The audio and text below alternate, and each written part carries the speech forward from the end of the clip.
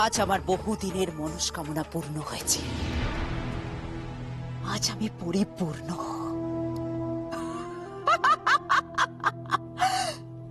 রাক্ষস রাজ্যে ফিরে এবার হবে উৎসব, মহোৎসব।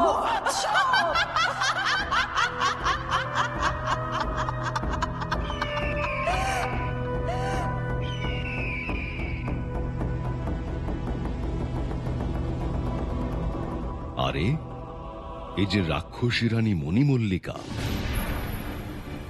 কোথায় চলেছে ও এ পথ দিয়ে? ওর হাতে কি দেখি তো।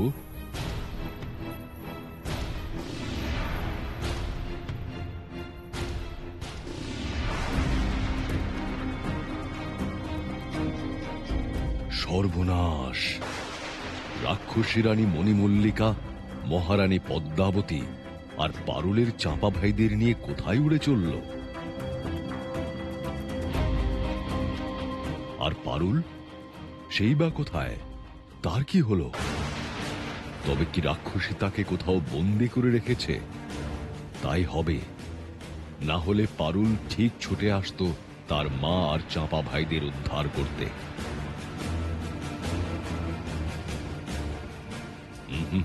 এভাবে রাক্ষসী রানী পারুলের মা আর ভাইদের নিয়ে চলে যাবে, এটা হতে দেওয়া যায় না কিছুতেই।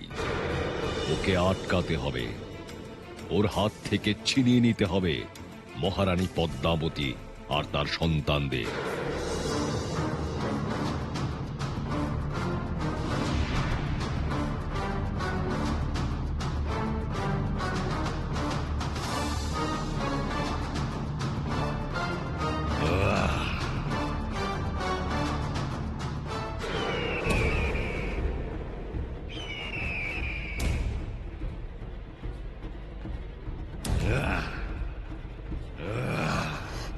সামান্য এক পাখি, তোর এত বড় দুঃসাহস, তুই রাক্ষসী রানী মণিমল্লিকাকে আঘাত করিস? তোরা, এবার তোকে আমি দেখাচ্ছি।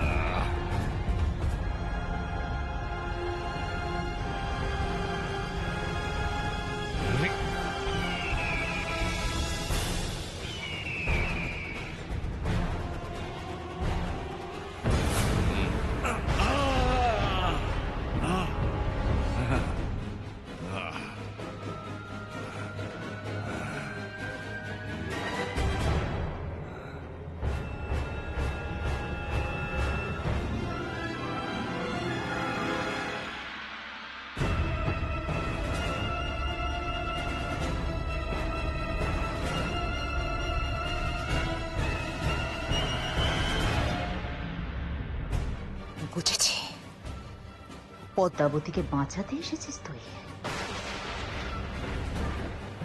তোর স্পর্ধা দেখে তো আমি স্তম্ভিত। বেশ, তার মানে আজ অমর হাতেই তোর মৃত্যু নিশ্চিত।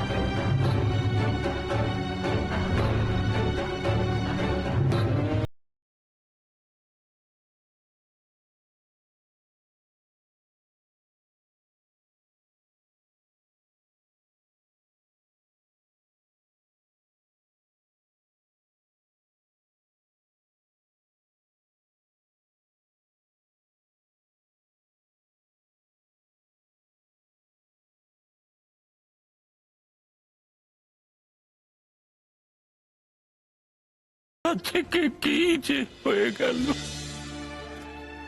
এমন ভালো মনের মেয়েটা সবাইকে কাঁদিয়ে চলে গেল। এর চেয়ে ঢের ভালো হতো যদি আমাকে তুলে নিত।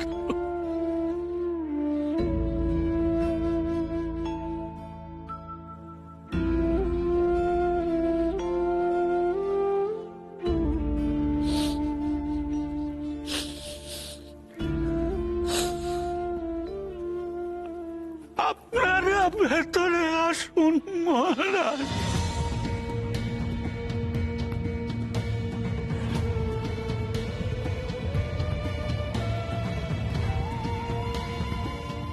আমার কাজ সমাপ্ত হয়েছে।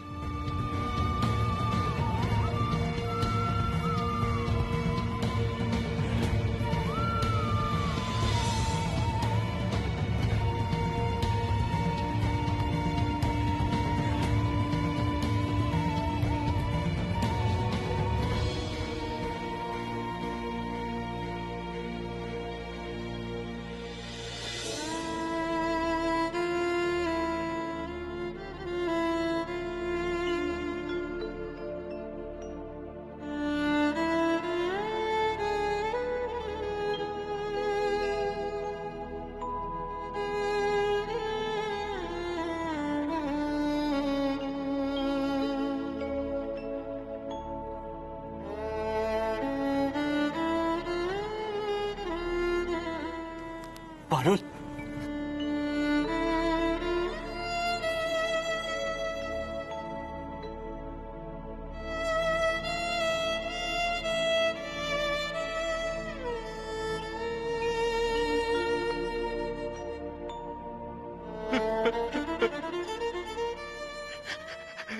রাঘব, রাঘব রে, এ কি হয়ে গেল আমাদের?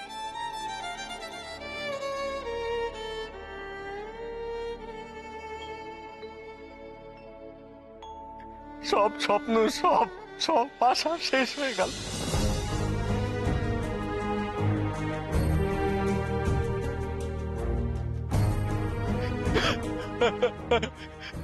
রানী পদ্মাবতীকে আমি মুখ দেখাবো কি করে?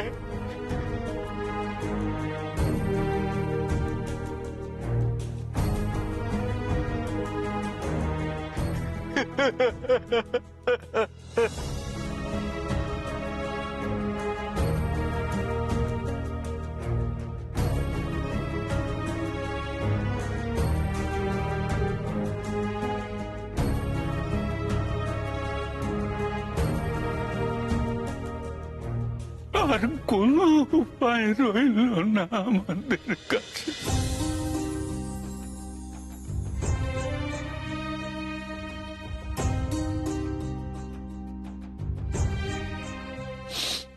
আর কোন যজ্ঞ, কোন জাদু বলেই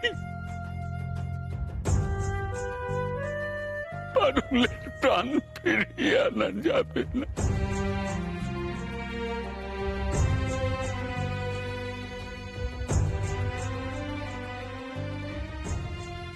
ও আমাদের ছেড়ে চিরকালের মতো চলে গেছে।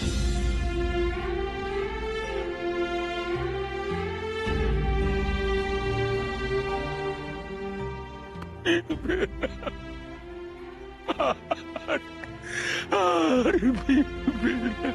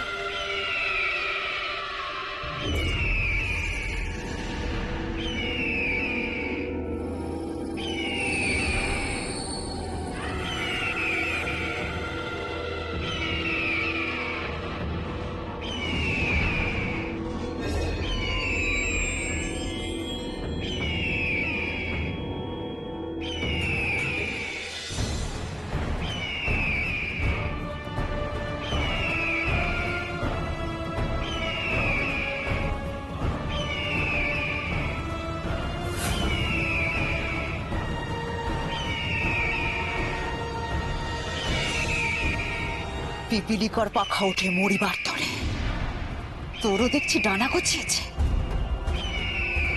তোর এত বড় ক্ষমতা, তুই রাক্ষসী রানী মণিমল্লিকাকে আঘাত করিস, নিজেকে রাক্ষসী রানী মণিমল্লিকার চেয়েও শক্তিশালী ভাবিস।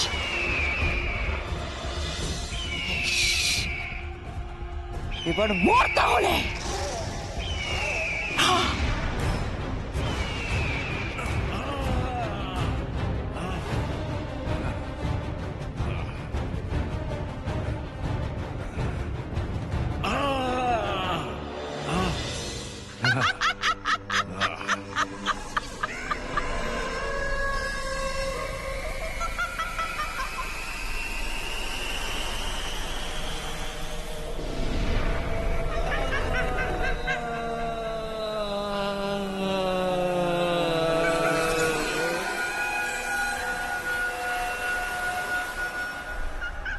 পুড়ে মর তুই। তোর ডানা আমি ছেটে দিয়েছি, আর কোনোদিন উঠতে পারবে না তুই, কোনোদিন না।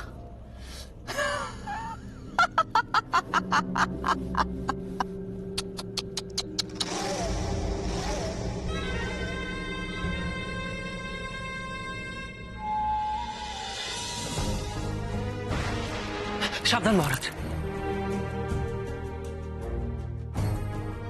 আপনার কোনো সাহায্য আমার লাগবে না সেনাপতি মশাই। আমার পারুলকে আমি নিজেই সামলাতে পারবো।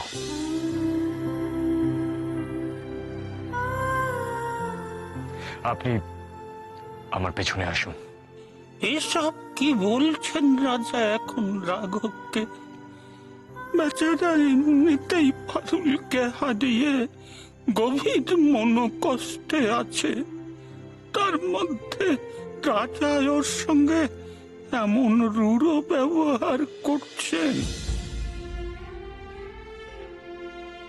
আর কতক্ষণই বা পারুলকে আমার থেকে দূরে সরিয়ে রাখবেন মহারাজ? আমি সিদ্ধান্ত নিয়েছি যে নিজেই নিজেকে শেষ করে দেব। পর জন্মে আবার দেখা হবে আমাদের, তখন আর কেউ আটকাতে পারবে না আমাদের, কেউ না। মহারাজ, আপনার কাছে একটা বিনীত অনুরোধ আছে মহারাজ। বলুন, কি বলবেন? মহারাজ, পারুল প্রকৃতি মায়ের সিংহকন্যা, তাই এই শেষ যাত্রা, অন্তিম যাত্রার আগে পারুলের মৃতদেহটা ওই অট্টালিকার সোনার পালঙ্কে না শুয়ে ওই ঘাসের নরম বিছানায় শুয়ে দিলে পারুলের মৃত আত্মা মনে হয় অনেক শান্তি পাবে। পারুলকে অন্তিম যাত্রার আগে ওই ঘাসের বিছানাতে শুইয়ে দিলেই, প্রকৃতির কোলে শুইয়ে দিলেই ভালো হয় মহারাজ।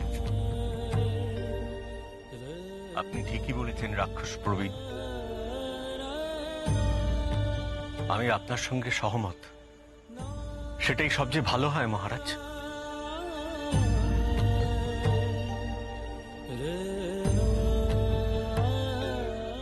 বেশ, আপনাদের যখন এমনটাই ইচ্ছা তবে তাই হোক।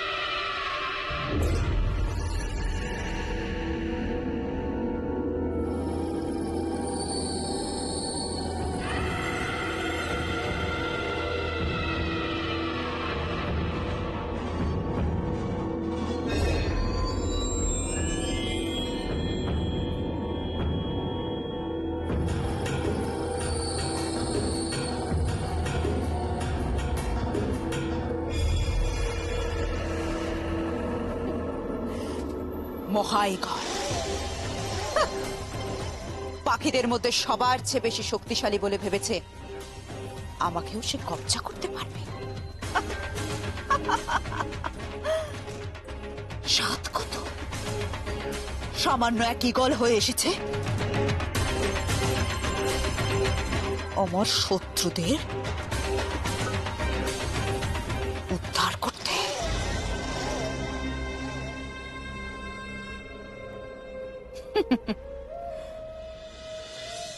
মহা ঈগল নাকি মূর্খ ঈগল?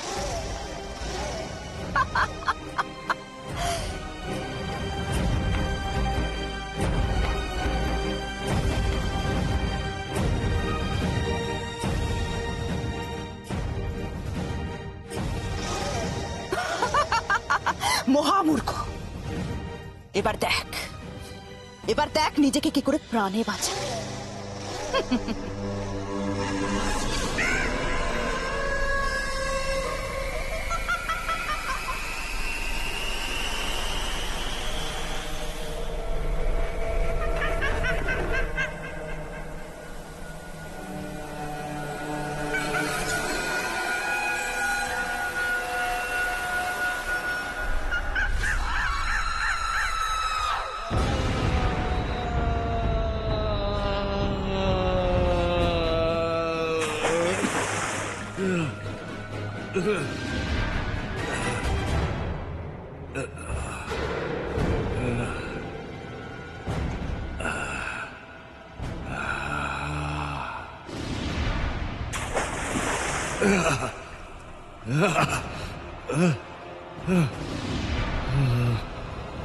আগুনে পুড়ে আমার ডানার জোর কমে গেছে। নতুন পালকগুলো মজবুত না হওয়া পর্যন্ত আমি আর উঠতে পারবো না আকাশে। রাক্ষসী রানী মণিমল্লিকা, মহারানী পদ্মাবতী আর তার ছেলেদের নিয়ে এদিকে কোথায় চলল সেটাও জানার উপায় রইল না এখন। কি যে করি আমি।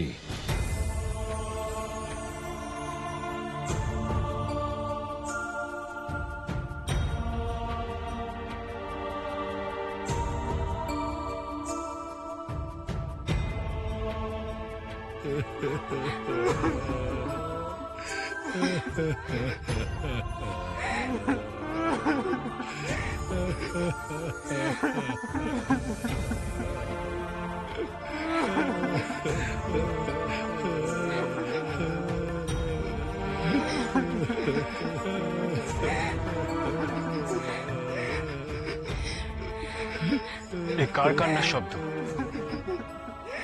কারা কাঁদছে এভাবে? এ কান্না গাছ ফুল পাতাদের কান্না মহারাজ।